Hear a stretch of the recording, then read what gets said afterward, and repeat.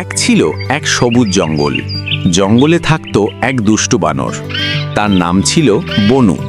বনু ছিল খুব বুদ্ধিমান, কিন্তু তার একটা বড় দোষ ছিল, সে ছিল ভীষণ লোভী।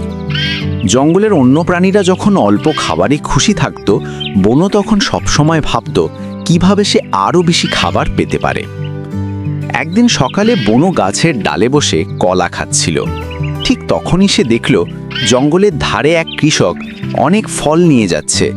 ঝুড়িতে আপেল, কলা, আম আর নারকেল। বনুর চোখ চকচক করে উঠল। সে ভাবল, এই ফলগুলো যদি আমি পেতাম তবে সারা সপ্তাহ খেতে পারতাম। তখনই সে পরিকল্পনা করল। কৃষক যখন নদী পার হচ্ছিল, বনু চুপি চুপি তার মাথার উপর থেকে এক ঝুড়ি তুলে নিল আর গাছে উঠে গেল। কৃষক কিছুই বুঝল না। বনু খুশিতে ঝুড়ি খুলে দেখল সেখানে রসালো ফলের পাহাড়।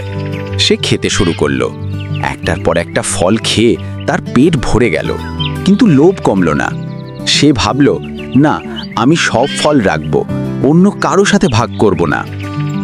ঠিক তখনই এক কাক উড়ে এসে বলল, বনু ভাই, এত ফল তুমি একা খাবে? ভাগ করে নাও, না হলে নষ্ট হবে।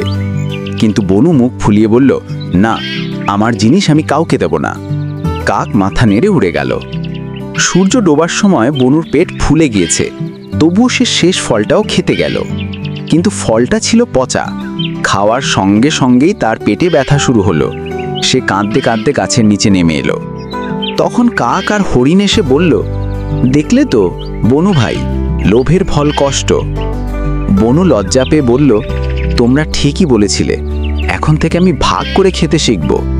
পরের দিন থেকে সে যা পেত তা সবাইকে ভাগ করে দিত। ধীরে ধীরে জঙ্গলের সবাই আবার তার বন্ধু হয়ে গেল। তখন থেকে বনু বুঝে গেল, লোভ মানুষকে বা বানরকেও সুখ দেয় না, ভাগ করে খাওয়াতেই আনন্দ।